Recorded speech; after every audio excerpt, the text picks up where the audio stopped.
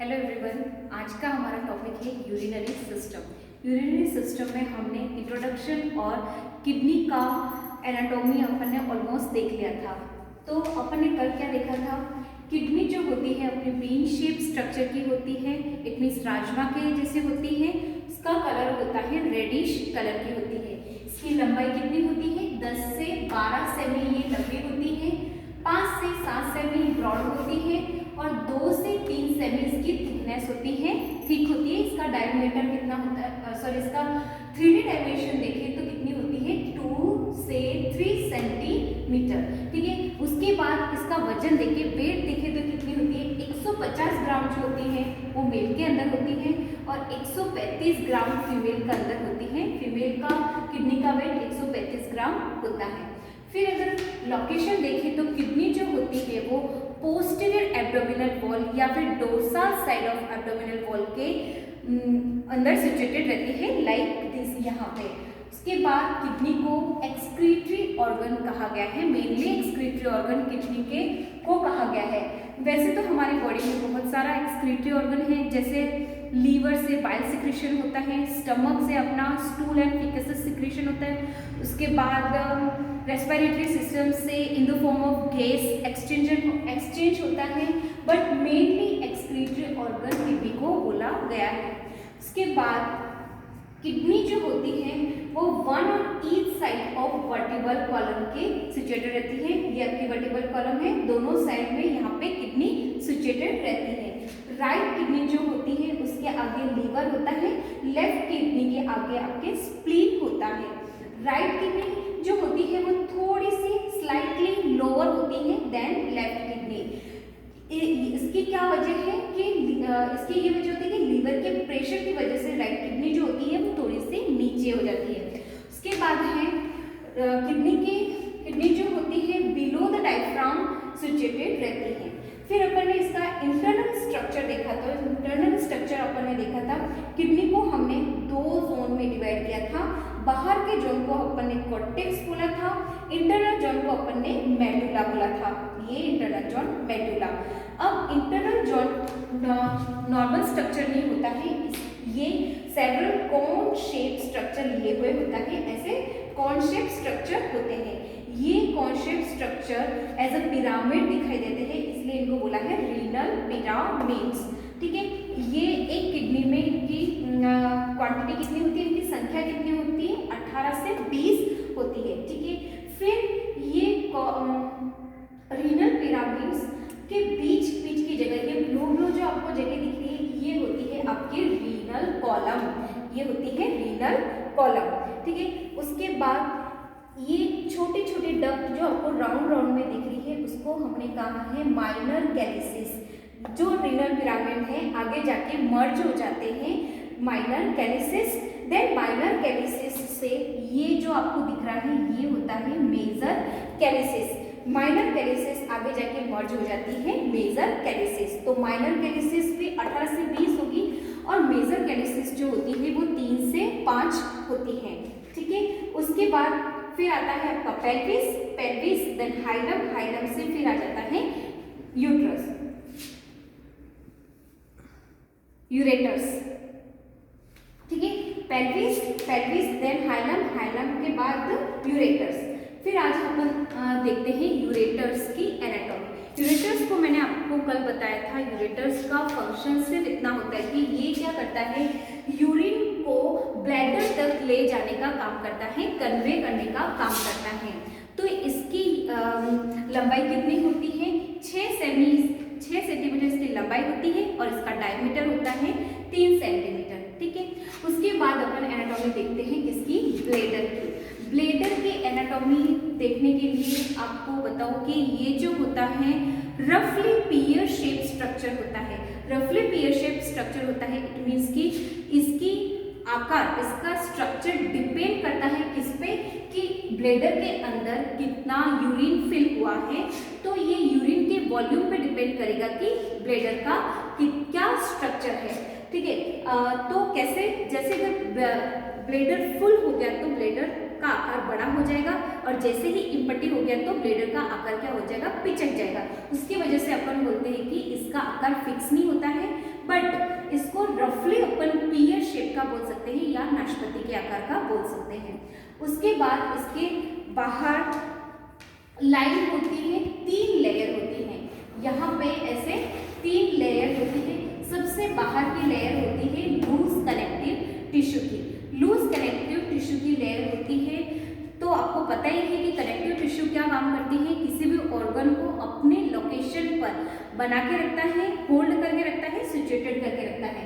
Loose connective tissue के अंदर lymphatic vessels and blood vessels और नर्व का सप्लाई होता है। यहाँ पे नर्व और इनकी सप्लाई होती है। सेकंड नंबर की आपकी लेयर आती है smooth muscles fibre. Smooth muscles fibre layer की वजह से ही आपका ब्लेडर का कॉन्ट्रैक्शन एंड रिलैक्सेशन पॉसिबल है। इट मीन्स ये कॉन्ट्रैक्शन को क्या फ्लेक्सिबिलिटी प्रोवाइड करती है, ताकि जब ब्लेडर फुल हो जाए तो ये बड़ा हो जाए, और जब ब्लेडर इम्पटी हो जाए, खाली हो जाए, तो ये पिचक जाए। ठीक है। उसके बाद थर्ड आपकी लेयर आती है एमिकोसा लेयर, जो किसकी बनी होती है, ट्रांजिशनल एपिथेलियम लेयर की।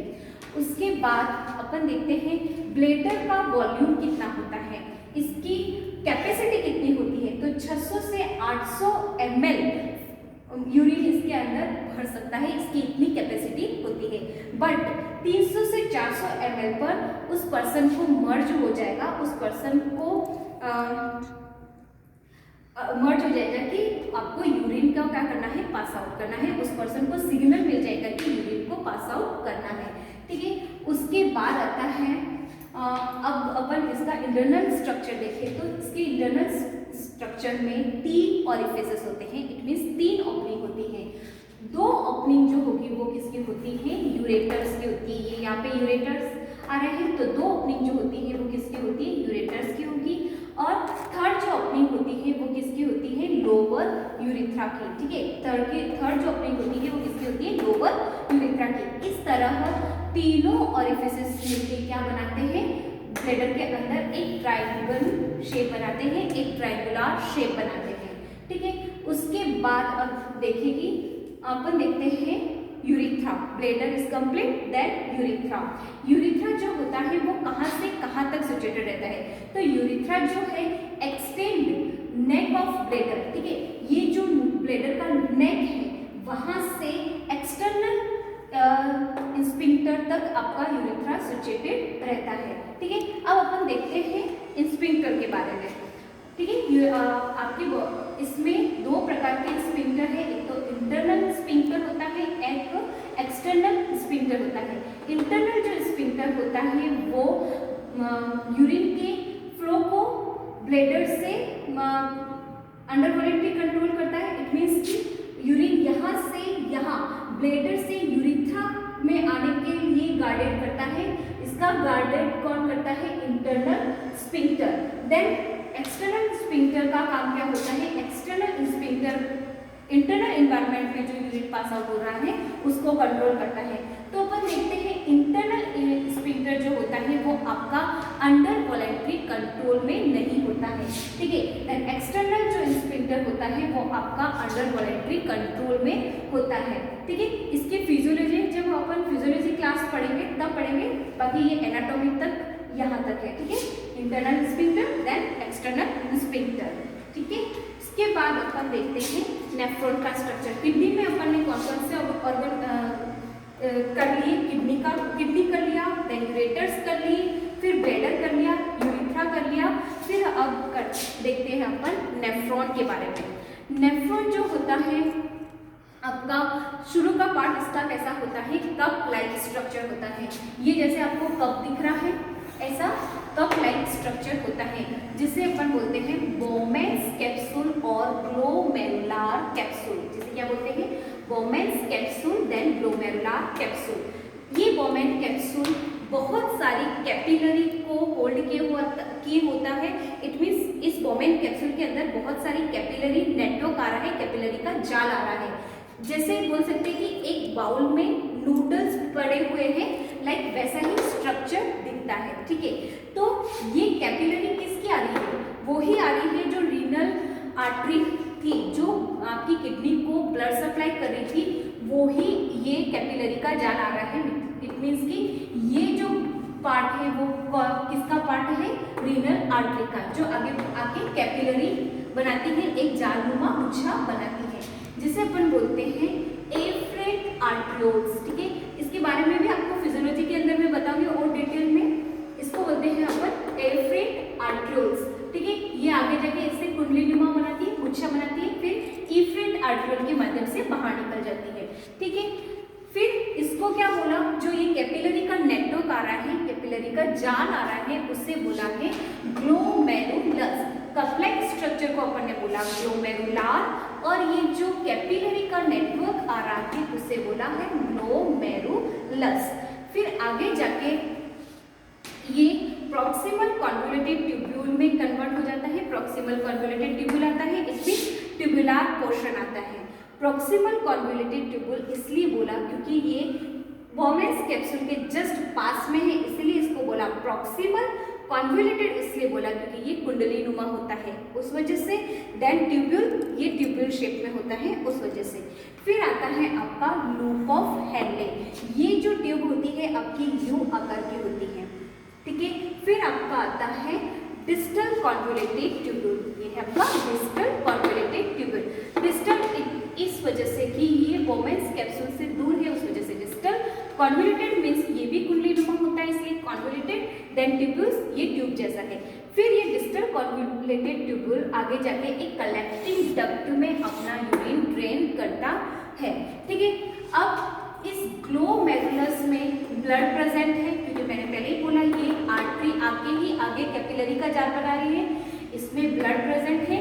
ब्लड यहाँ से फिल्टर होगा, ब्लड यहाँ पे नीचे आएगा, फिल्टर होके किसमें, वोमेन्स कैप्सूल में, ग्लोमेरुलार में। ग्लोमेरुलार से यहाँ पे ट्यूब्यूल पार्ट में आता है। ट्यूब्यूल पार्ट में जिन जिन सारे न्यूट्रिएंट्स का या फिर जिन सारे आयन का एब्जॉर्प्शन होना है वो एब्जॉर्ब हो जाते हैं। फिर ये यूरिन बना के लास्टली कलेक्टिंग डक्ट में ड्रेन कर दिया जाता है।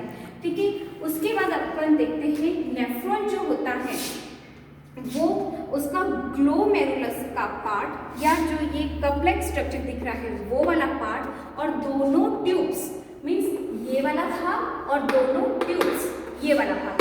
ठीक है, ये तो होता है आपके कॉर्टेक्स के अंदर सिचुएटेड रहता है। देन जो लूप ऑफ हैनले का भाग है, ये वाला भाग लूप ऑफ हैनले का भाग है जो आपका मेडुला के अंदर सिचुएटेड रहता है। ठीक है, ये आपकी नेफ्रॉन कंप्लीट।